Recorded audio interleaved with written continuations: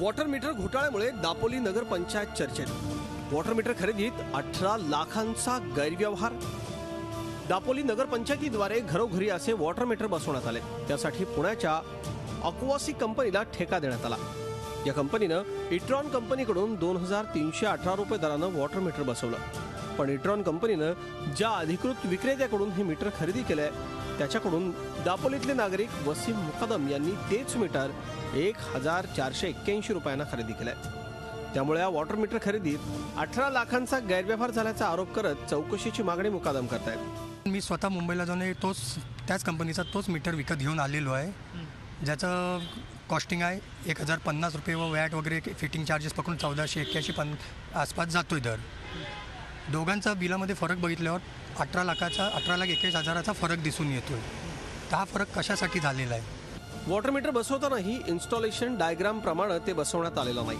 त्यामुळे पाणी येण्या अगोदरच हवेच्या दाबामुळे मीटरचं रीडिंग पडत असल्याचा आरोप मुकादमांनी केलाय। या संदर्भात नगराध्यक्षांना विचारलं असता त्यांनी उत्तर दिलं ते असं।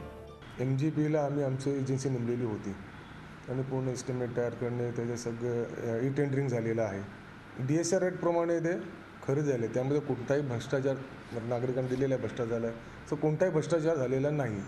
तर महाराष्ट्र जीवन प्राधिकरणाचं म्हणणं हे असं होतं। महाराष्ट्र जीवन प्राधिकरणामार्फत दापोली नगरपंचायतीस महाराष्ट्र जीवन प्राधिकरणाच्या दरसूचीनुसार अंदाजपत्रक तयार करून मीटर खरेदी करण्यासाठी दिलेलंच आहे। त्यानुसार नगरपंचायतीनं टेंडर काढलेलं आहे। नगरपंचायतीनं टेंडर मागवलेले आहेत आणि नगरपंचायतीनं टेंडर मागून ठेकेदाराला वर्क ऑर्डर देऊन त्यांच्यामार्फत ते काम करून घेत आहेत। त्याला प्रकल्प व्यवस्थापन सल्लागार सेवा व्यवस्थापन म्हणून आम्ही काम करतोय। वॉटर मीटरसाठी तब्बल 18 लाख जास्तीचे गेले, त्याला जबाबदार कोण?